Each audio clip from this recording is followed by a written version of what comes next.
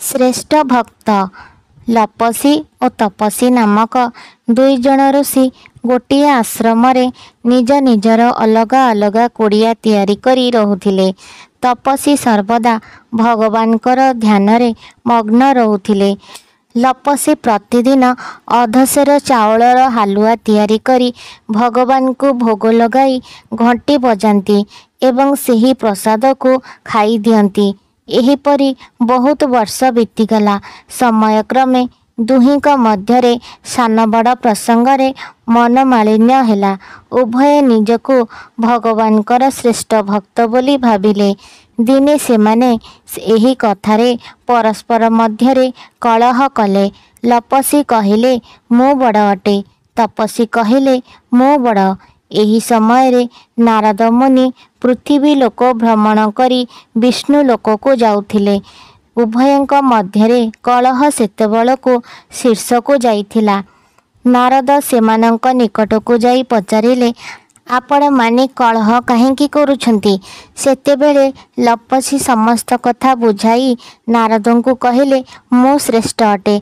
तपसी कहिले मु दिन सारा भगवान को ध्यान धारणा करे। लपसी तो हालुआ को भोग लगाई केवल घंटी बजाई खाई दिए, तेणु मु लपसी ठारू श्रेष्ठ अटे।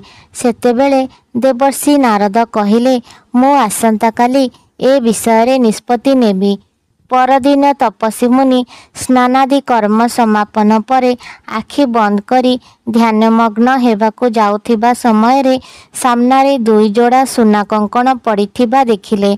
तपस्वी हेले मध्य एहार लोभ संवरण करि पारिले नाही। ए जे तांको पई परीक्षा थिला एहा मध्य से भूलीगले। चतुर्पार्श्व को दृष्टि निक्षेप कले।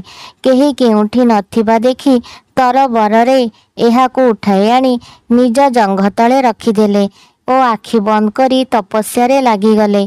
अन्य पक्षरे लपसी मुनि प्रतिदिन भली हालुआ तैयारी करी भगवान को भोग लगाई घंटी बजाइले ओ खाईदेले। नारद मुनि ठीक समय रे आसिले। सेतेबेले दुई जन जाक एक समय रे प्रश्न कले, मुनिवर वर्तमान कहंतु आम दुहींक मध्यरु भगवानकर श्रेष्ठ भक्त किए?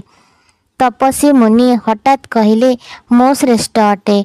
नारद मुनि रहस्यपूर्ण भावे हसी तपसी मुनि को कहिले, अच्छा तुमे जदि श्रेष्ठ तेबे निज जंघ उठाई सुना कंकण दुईटी बाहर कर।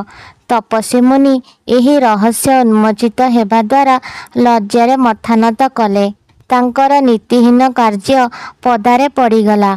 सेतेबेले नारद मुनि कहिले, तुमे कंकण उठाई नहीं निजर वर्ष वर्षर तपस्या भंग करि देइछ। कंकण को लोभवशतः लुचाई रखिबा पूर्वरु आपण श्रेष्ठ थिले।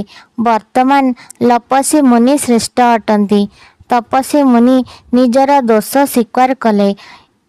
से लपसी और देवर्षि नारद को प्रणाम करी पुनश्च तपस्या करिबा पई निज कुटीर को चलीगले। आजिर ए कहानीटी जदि आपण मानक पसंद आसुथाए तेबे वीडियोटी को लाइक शेयर कमेंट करंतु एवं चैनल ले नुआ थिले चैनल को सब्सक्राइब करंतु। वीडियोटी को शेष पर्यंत देखिथिबारु आपण मानक बहुत बहुत धन्यवाद।